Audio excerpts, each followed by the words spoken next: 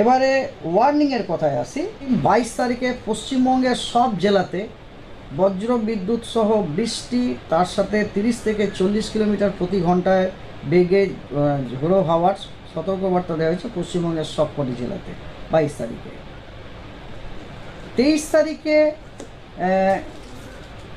তারিখে কেবলমাত্র দুটি জেলাতেই সতর্কবার্তা দেওয়া হয়েছে, সেটা হচ্ছে দিনাজপুর, সাউথ দিনাজপুর, নর্থ দিনাজপুর এবং মালদা।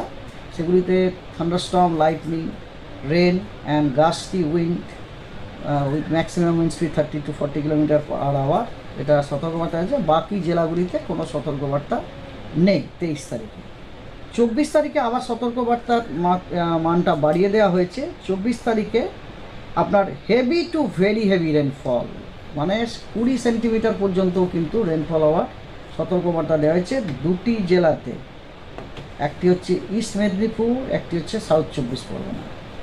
এবং হেভি রেনফলের যেটি 7 থেকে 11 সেন্টিমিটার, সেটা সতর্কবার্তা দেওয়া হয়েছে ওয়েস্ট মিদনাপুর এবং নর্থ 24 পরগনা। এছাড়া আপনার thunderstorm, lightning, rain, gusty wind coastal ডিস্ট্রিক্টগুলোতে দেওয়া হয়েছে।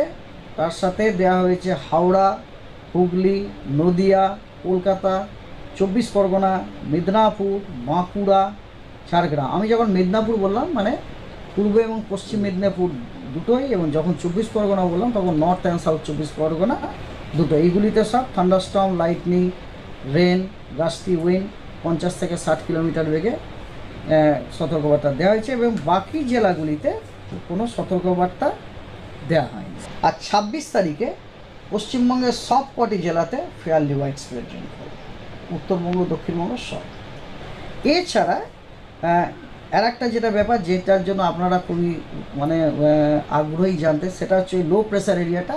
এখনও পর্যন্ত ইন্ডিয়া মেট্রোলজিক্যাল ডিপার্টমেন্টের stands remains same, that is a low pressure area is likely to form over southwest Bay of Bengal around 22nd May. It is likely to move, মানে এর সম্ভাবনা আছে প্রথমে নর্থ ইস্ট ওয়ার্ডস ডাইরেকশানে, উত্তর পূর্ব দিশায়, এবং তারপরে এটির একটি ডিপ্রেশনে কনসেন্ট্রেট হওয়ার সম্ভাবনা আছে সেন্ট্রাল পার্টস অফ বে অফ বেঙ্গলে। কবে? 24শে মে